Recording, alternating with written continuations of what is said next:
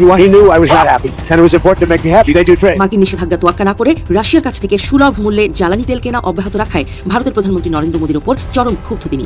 বারবার সতর্ক বার্তা সত্ত্বেও মস্কোর সাথে বাণিজ্যিক সম্পর্ক বজায় রাখাকে আমেরিকা ফার্স্ট নীতির জন্য মোদীকে বড় চ্যালেঞ্জ মনে করছেন ট্রাম্প। আর তাই ভেনেজুয়েলার প্রেসিডেন্ট নিকোলা মাদুরোকে কমান্ডো অভিযানে তুলে নেওয়ার পর ট্রাম্পের পরবর্তী টার্গেট যে মোদী হতে পারেন এমন গুঞ্জন এখন ওয়াশিংটন থেকে দিল্লির সর্বত্র। মোদীরও কি মাদুরোর মতো পরিণতি হতে পারে কিনা তা নিয়ে প্রশ্ন তুলেছেন ভারতের মহারাষ্ট্রের জ্যেষ্ঠ কংগ্রেস নেতা পৃথ্বীরাজ চৌহান। অবাক হওয়ার মতো কিছুই এখনো ঘটেনি, আরো অনেক কিছু আছে যা আমাদের আগামী দিনে আরো অবাক করে দেবে। শুধু লাতিন আমেরিকার ভেনেজুয়েলা নয়, ঘুম উড়িয়ে দিতে পারে আপনার আমার। যা হবে তা ভারতের খুব কাছে, খুব পাশে। দিল্লি এতদিন ভেবেছিল বাংলাদেশ মানে পরীক্ষাগার আর শেখ হাসিনা মানে তাদের সংরক্ষিত সম্পদ। মানবতা বিরোধী অপরাধে দণ্ড, আন্তর্জাতিক বিচার, ঢাকার আনুষ্ঠানিক অনুরোধ, সবকিছুর ওপর দাঁড়িয়ে মোদী সরকার দেখিয়েছিল তাদের চেনা দাদাগিরি। কিন্তু সেই দম্ভের গায়ে এবার স্পষ্ট ফাটল। দক্ষিণ এশিয়ার তথাকথিত বিশ্বগুরু এখন তাকিয়ে আছে ওয়াশিংটনের দিকে। যিনি বাংলাদেশ নিয়ে বড় বড় কথা বলতেন সেই মোদী আজ নীরব। কারণ দক্ষিণ এশিয়ার বিশ্বগুরু আসলে কার নির্দেশে চলে তা সবাই বুঝে গেছে। ভারতবর্ষের প্রধানমন্ত্রী তো ওর হয়ে উমেদারি করেছে না, ভুলে গেলে হবে। ইসকি বার ট্রাম্প সরকার, নমস্তে ট্রাম্প, এইসব করে ট্রাম্পের কাছে মাথা নত করেছে। তারপর অপারেশন সিন্দুর নাম করে একটা ছেলে খেলা করেছে। ট্রাম্প বারবার বলছে যে আমি সিজফায়ার করেছি।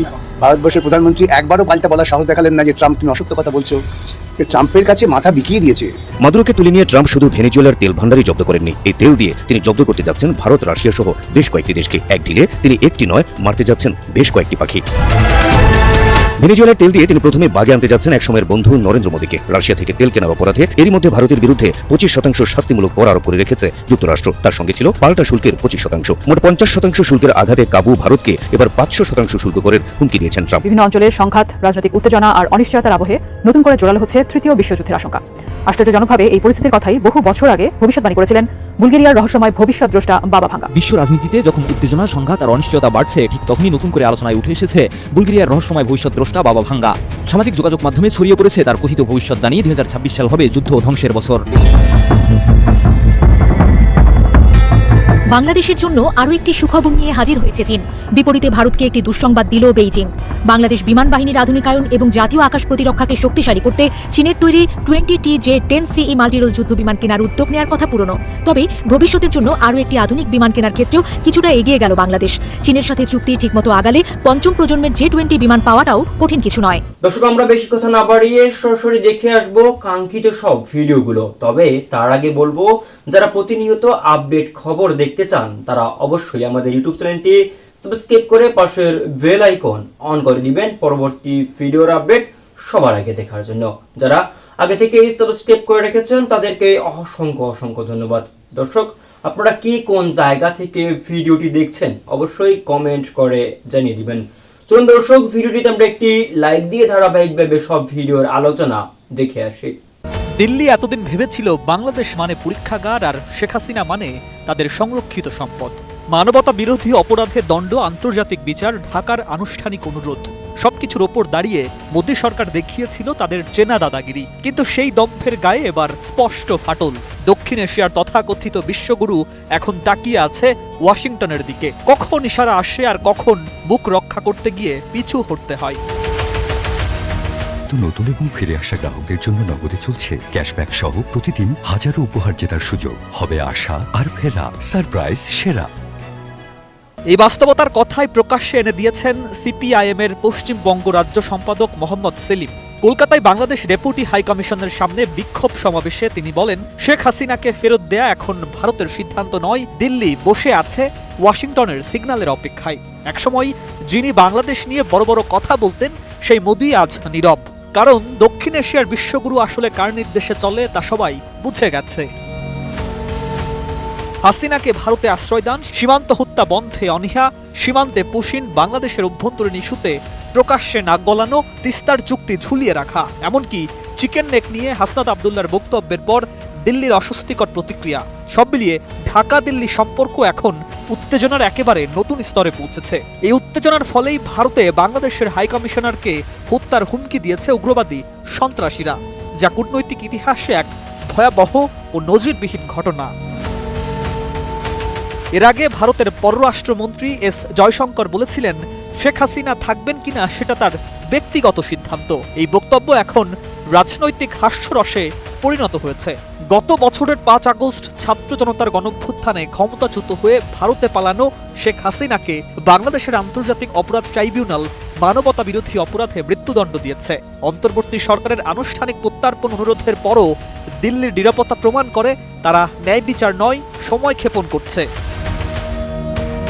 শেষ পর্যন্ত দিল্লির সব দাদাগিরি এসে ঠেকেছে ওয়াশিংটনের দরজায়। মোদি যতই শক্ত নেতা সেজে থাকুন, হাসিনার ভাগ্য লিখবে না দিল্লি, লিখবে এবার আমেরিকা।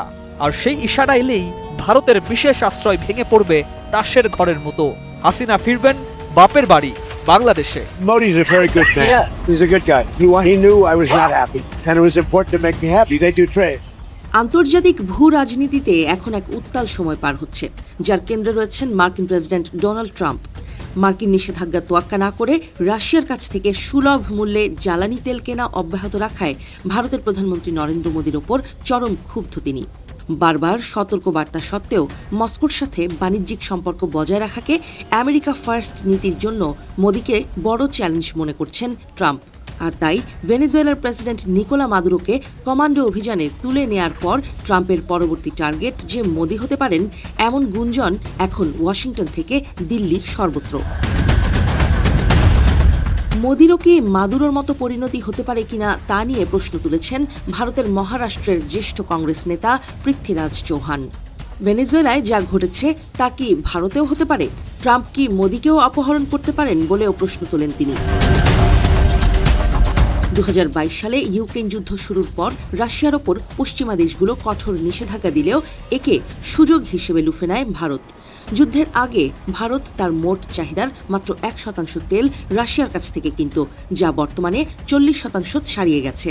রাশিয়া থেকে বাজার মূল্যের চেয়ে ব্যারেল প্রতি প্রায় $10 থেকে $12 কমে তেল কিনে গত 2 বছরে ভারত আনুমানিক $7 থেকে $10 বিলিয়ন সাশ্রয় করেছে। রাশিয়ার সাথে ভারতের তেল বাণিজ্য পুতিনের যুদ্ধ তহবিলে অর্থ যোগান দিচ্ছে বলে মোদিকে বারবার সতর্ক করে আসছে হোয়াইট হাউস। যদিও সাম্প্রতিক মাসগুলোতে পেমেন্ট জটিলতা ও কঠোর মার্কিন নজরদারির কারণে ভারত রুশ তেল আমদানি কিছুটা কমিয়েছে, তারপরও মোদির ওপর এখনও চরম বিরক্ত ট্রাম্প প্রশাসন। তাই ভারতীয় পণ্যের ওপর 50% শুল্কের বোঝা চাপিয়েছেন তিনি। শুধু তাই নয়, মোদিকে উদ্দেশ্য করে বেশ কয়েকবার কড়া হুঁশিয়ারি দিয়েছেন খোদ মার্কিন প্রেসিডেন্ট ট্রাম্প। সম্প্রতি মাদুরোকে কারাকাস থেকে তুলে আনার পর মোদিকে আবারও সতর্ক করেছেন ট্রাম্প। রোববার এয়ারফোর্স ওয়ানে সাংবাদিকদের সঙ্গে আলাপকালে ট্রাম্প বলেন, মোদি ভালো মানুষ, তিনি জানতেন রাশিয়ার কাছ থেকে তেল কেনায় আমি খুশি নই, আর আমাকে খুশি করাটাও তো মোদির জন্য গুরুত্বপূর্ণ ছিল। এসব উপেক্ষা করে ভারত বাণিজ্য করছে, আর তাই আমরা খুব তাড়াতাড়ি তাদের উপর শুল্ক আরও বাড়াতে পারি। দ্বিতীয় মেয়াদে ক্ষমতায় এসে আগ্রাসী পররাষ্ট্রনীতি গ্রহণ করেছেন যুক্তরাষ্ট্রের প্রেসিডেন্ট ডোনাল্ড ট্রাম্প। রাশিয়ার কাছ থেকে তেল কেনা বন্ধে বারবার সতর্কতা উপেক্ষা করায় ভারতের প্রধানমন্ত্রী নরেন্দ্র মোদীকে তিনি লক্ষ্যবস্তু করতে পারেন এমন আশঙ্কা বাড়ছে রাজনৈতিক মহলে। ঠিক তখনই এই সুযোগে মোদীকে কড়া ভাষায় খোঁচা দিলেন কংগ্রেস নেতা পৃথ্বীরাজ চৌহান। যে কোনো আন্তর্জাতিক ইস্যুতে মুখে কুলুপ এঁটে থাকা মোদি কিভাবে বিশ্বমঞ্চে নেতৃত্ব দেওয়ার স্বপ্ন দেখেন তা নিয়েও প্রশ্ন তোলেন তিনি। চৌহান বলেন, আন্তর্জাতিক মহলের একাংশ ভেনেজুয়েলায় ট্রাম্পের এমন কাণ্ডের সমালোচনা করলেও ভারত চুপ থাকার সিদ্ধান্ত নিয়েছে। কথা বলার মুরদ না থাকলে আন্তর্জাতিক মঞ্চে মোদির ভেলকি দেখানোর স্বপ্ন আজীবন অধরাই থেকে যাবে বলেও আভাস দেন তিনি। 2026 সালে পা রাখতেই বিশ্বজুড়ে বেড়েছে অস্থিরতার মাত্রা। বিভিন্ন অঞ্চলের সংঘাত, রাজনৈতিক উত্তেজনা আর অনিশ্চয়তার আবহে নতুন করে জোরালো হচ্ছে তৃতীয় বিশ্বযুদ্ধের আশঙ্কা। আশ্চর্যজনকভাবে এই পরিস্থিতির কথাই বহু বছর আগে ভবিষ্যৎবাণী করেছিলেন বুলগেরিয়ার রহস্যময় ভবিষ্যৎদ্রষ্টা বাবা ভাঙ্গা। তার সেই ভবিষ্যৎবাণী নিয়ে বিস্তারিত শিহাব ইসলামের ডেস্ক রিপোর্টে।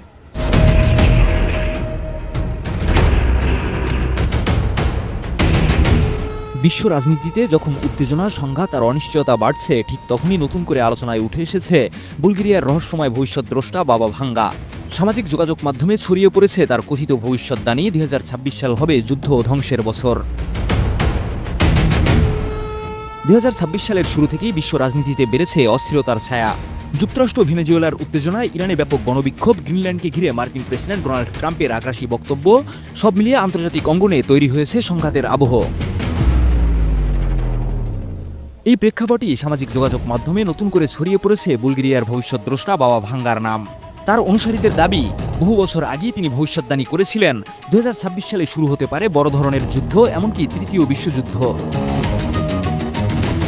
RICL TMX, যুগের পর যুগ স্থাপনা থাকে মজবুত।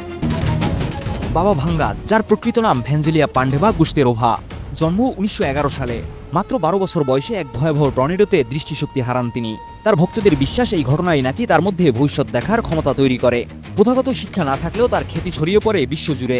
কথিত আছে 9/11-এর হামলা, প্রিন্সেস ডায়ানার মৃত্যু, চেরনোবিল বিপর্যয় এবং চীনের উত্থানের মতো ঘটনার পূর্বাভাস দিয়েছিলেন তিনি। নিউ ইয়র্ক পোস্ট সহ কিছু গণমাধ্যমের প্রতিবেদনে দাবি করা হয়েছে, বাবা ভাঙ্গা 2026 সালের জন্য 3টি বড় সতর্কবার্তা দিয়েছিলেন। 1. বড় শক্তিগুলোর মধ্যে ভয়াবহ যুদ্ধ। 2. ভূমিকম্প, আগ্নেয়গিরির অগ্নুৎপাতের মতো প্রাকৃতিক দুর্যোগ। 3. বিশ্বজুড়ে অর্থনৈতিক অস্থিতিশীলতা। এমনকি ভিনগ্রহের প্রাণীর সঙ্গে 2026-এ মানুষের প্রথম যোগাযোগের কথাও নাকি তার ভবিষ্যদ্বাণীতে আছে। তবে বিশ্লেষকরা বলছেন, বাবা ভাঙ্গার অনেক ভবিষ্যদ্বাণীর নির্ভরযোগ্য প্রমাণ নেই। অতীতে 2010 সালে তৃতীয় বিশ্বযুদ্ধ শুরু হওয়ার মতো ভবিষ্যদ্বাণী বাস্তবে ঘটেনি। ফলে তার কথাগুলোকে বিজ্ঞানীরা কাকতালীয় বা ষড়যন্ত্র তথ্য হিসেবে দেখেন।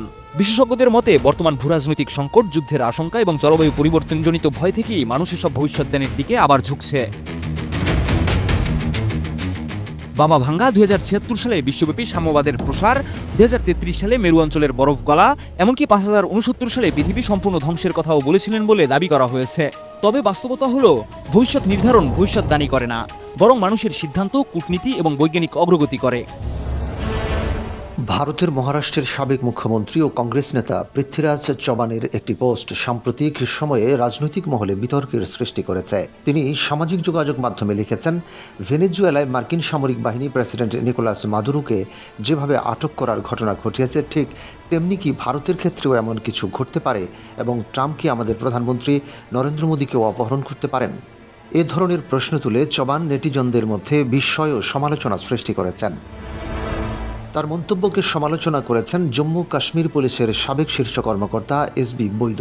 তিনি বলেন, এটি সমগ্র দেশের জন্য অপমানজনক এবং ভারতের মতো পারমাণবিক শক্তিধর দেশের প্রসঙ্গে এমন বক্তব্য হাস্যকর। এছাড়া সামাজিক যোগাযোগ মাধ্যমেও অনেকে চৌহানের মন্তব্যকে ব্রেন ডেড, অশিক্ষিত এবং মূর্খ হিসেবে আখ্যায়িত করেছেন। এবার শুধু রাজনৈতিক মন্তব্যের সীমায় নয়, চৌহান যুক্তরাষ্ট্রের উচ্চ শুল্ক আরোপের প্রভাবকেও আলোচনা করেছেন।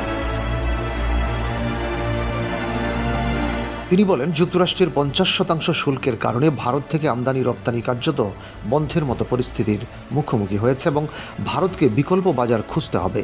তিনি আরও উল্লেখ করেছেন, অতীতে যে পরিমাণ মুনাফা ভারত যুক্তরাষ্ট্রের রপ্তানি থেকে পেত তার সম্ভব নয়।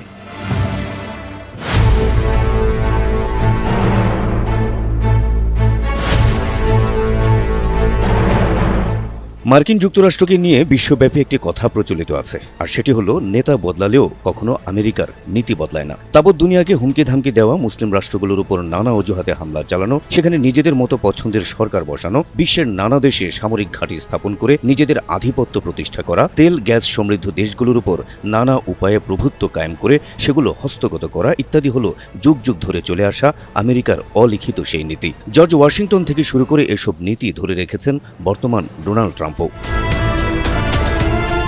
ভেনেজুয়েলার প্রেসিডেন্ট নিকোলাস মাদুরোকে যখন মাদক পাচারের অভিযোগে উঠিয়ে নিয়ে যায় যুক্তরাষ্ট্র, তখনই বিশ্লেষকরা বলেছিলেন, অন্য কিছু নয়, ভেনেজুয়েলার বিশাল তেল ভাণ্ডারের উপরই নজর পড়েছে ট্রাম্পের। সপ্তাহ না যেতেই সেই সত্যটিই স্পষ্ট হয়ে উঠেছে বিশ্বের কাছে। ভেনেজুয়েলার তেল ভাণ্ডারগুলো ইতিমধ্যেই নিয়ন্ত্রণে নিয়ে নিয়েছে মার্কিন যুক্তরাষ্ট্রের তেল কোম্পানিগুলো। বিশ্বের কয়েকটি দেশের কাছে সেই তেল বিক্রির সিদ্ধান্তও নিয়েছে ট্রাম্প প্রশাসন। শুধু তাই নয়, তেল বিক্রির সেই অর্থ সরাসরি গ্রহণ করবে মার্কিন প্রশাসন। ভেনেজুয়েলা সরকার সেই অর্থ ছুঁয়ে দেখারও সুযোগ পাবে না। মাদুরোকে তুলে নিয়ে ট্রাম্প শুধু ভেনেজুয়েলার তেল ভাণ্ডারই জব্দ করেননি, এই তেল দিয়ে তিনি জব্দ করতে যাচ্ছেন ভারত, রাশিয়া সহ বেশ কয়েকটি দেশকে। এক ঢিলে তিনি একটি নয়, মারতে যাচ্ছেন বেশ কয়েকটি পাখি। ভেনেজুয়েলার তেল দিয়ে তিনি প্রথমে বাগে আনতে যাচ্ছেন একসময়ের বন্ধু নরেন্দ্র মোদীকে। রাশিয়া থেকে তেল কেনার অপরাধে এরই মধ্যে ভারতের বিরুদ্ধে 25% শাস্তিমূলক কর আরোপ করে রেখেছে যুক্তরাষ্ট্র। তার সঙ্গে ছিল পাল্টা শুল্কের 25%। মোট 50% শুল্কের আঘাতে কাবু ভারতকে এবার 500% শুল্ক করের হুমকি দিয়েছেন ট্রাম্প। তবে যদি রাশিয়া থেকে তেল কেনা বাদ দিয়ে ভারত ট্রাম্প নিয়ন্ত্রিত ভেনেজুয়েলার তেল কিনে, তাহলেই কেবল এই শাস্তি থেকে মুক্তি পেতে পারেন মোদী। অর্থাৎ 500% শুল্ক করের ভয় দেখিয়ে মূলত মোদীকে ভেনেজুয়েলার তেল কিনতেই বাধ্য করছেন ট্রাম্প। এদিকে বহুদিন ধরে নানা উপায়ে ট্রাম্পের সঙ্গে সম্পর্ক উন্নয়নের চেষ্টা করে যাচ্ছিলেন প্রায় একা হয়ে যাওয়া ভারতের প্রধানমন্ত্রী নরেন্দ্র মোদী। তাই ট্রাম্প যখন ভেনেজুয়েলা থেকে তেল কেনার প্রস্তাব দিলেন, তাতে সঙ্গে সঙ্গেই রাজি হয়ে যান মোদী। ট্রাম্পের 500% শুল্ক করের হুমকির পর চলতি মাসেই রাশিয়া থেকে অপরিশোধিত তেলের চালান নেওয়া বন্ধ করে দিয়েছে ভারতীয় তেল কোম্পানি রিলায়েন্স। এর মধ্যে ভেনেজুয়েলার তেল কিনতে যুক্তরাষ্ট্রের সঙ্গে যোগাযোগ শুরু করে দিয়েছে ভারতীয় কোম্পানিটি। মার্কিন কর্তৃপক্ষ অনুমোদন দিলেই রাশিয়াকে বাদ দিয়ে ভেনেজুয়েলার তেলের গ্রাহক হবেন নরেন্দ্র মোদী। শুধু ভারত নয়, ভেনেজুয়েলার এই তেল দিয়ে চীন এবং রাশিয়াকেও অর্থনৈতিকভাবে চাপে ফেলতে চাইছে যুক্তরাষ্ট্র। কারণ ভারত এখন চীন এবং রাশিয়ার অন্যতম বড় ক্রেতা। 2025 সালের নভেম্বর মাসে চীনে ভারতের রপ্তানি 90% বেড়ে $220 কোটি পৌঁছেছে। কিন্তু পরিস্থিতিটা ট্রাম্প এমন করে রেখেছেন যে চাইলেই চীন এবং রাশিয়ার সঙ্গে কোনো ব্যবসা বাণিজ্যে জড়াতে পারবে না ভারত। কেননা মোদী তেমন কিছু করতে চাইলেই ট্রাম্প ভারতের সামনে 500% শুল্ক করের অস্ত্রটি ব্যবহার করবেন। আর সেটি যে তিনি করতে পারবেন তা এতদিনে হাড়ে হাড়ে টের পেয়ে গেছেন নরেন্দ্র মোদী। তাই বাধ্য হয়ে চীন রাশিয়াকে আপাতত এড়িয়ে চলার সিদ্ধান্তই নিতে যাচ্ছেন ট্রাম্প। ফলে ভারতের মতো অন্যতম প্রধান আমদানিকারক দেশ হারাচ্ছে চীন এবং রাশিয়া। বিশ্বজুড়ে যেখানে খুশি ছড়ি ঘোরাচ্ছেন মার্কিন প্রেসিডেন্ট ডোনাল্ড ট্রাম্প। এক্ষেত্রে কাউকেই তোয়াক্কা করেন না তিনি। দ্য নিউ ইয়র্ক টাইমসে দেওয়া এক সাক্ষাৎকারে ট্রাম্প নিজেই বলেছেন, আমাকে কেবল থামাতে পারে আমার নিজের নৈতিকতা আর আমার মন। তাকে জিজ্ঞেস করা হয়েছিল ট্রাম্প প্রশাসনের কি আন্তর্জাতিক আইন মানা উচিত। উত্তরে ট্রাম্প বলেছিলেন, আমি মানি, কিন্তু সিদ্ধান্ত আমিই নেব। বাংলাদেশে প্রচলিত ঠিক সেই প্রবাদটির মতো, বিচার মানে, কিন্তু তালগাছটা আমারই।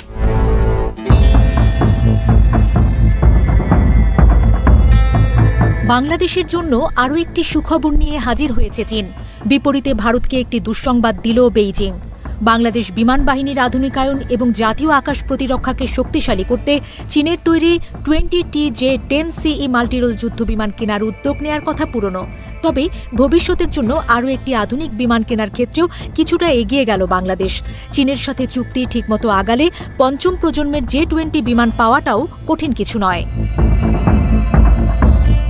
চীন তাদের পঞ্চম প্রজন্মের স্টেলথ যুদ্ধবিমান J-20 মাইটি ড্রাগনকে আরও শক্তিশালী করতে যাচ্ছে।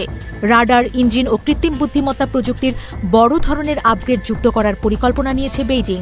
চীনের রাষ্ট্রীয় গণমাধ্যম CCTV-কে দেয়া এক সাক্ষাৎকারে এই তথ্য জানিয়েছেন দেশটির সামরিক বিশ্লেষকরা। বিশ্লেষকদের মতে এই আপগ্রেডের মাধ্যমে J-20 যুদ্ধবিমান ভবিষ্যতের আকাশযুদ্ধে আরও গুরুত্বপূর্ণ ও কার্যকর ভূমিকা পালন করবে। বিশেষ করে দূরপাল্লার যুদ্ধ এবং শত্রুপক্ষের রাডার এড়িয়ে অপারেশন পরিচালনায় এই বিমান নতুন মাত্রা পাবে। J-20 যুদ্ধবিমানকে যুক্তরাষ্ট্রের F-22 র্যাপ্টরের প্রতিদ্বন্দ্বী হিসেবে দেখা হয়। চীনের নিজস্ব প্রযুক্তিতে তৈরি এই স্টেলথ ফাইটার প্রথম উড্ডয়ন করে 2011 সালের জানুয়ারি মাসে চেংদু শহরে। চলতি বছর সেই ঐতিহাসিক উড্ডয়নের 15 বছর পূর্তি হল। বিমানটি আনুষ্ঠানিকভাবে চীনের পিপলস লিবারেশন আর্মি বা PL এর সক্রিয় বহরে যুক্ত হয় 2017 সালের মার্চ মাসে।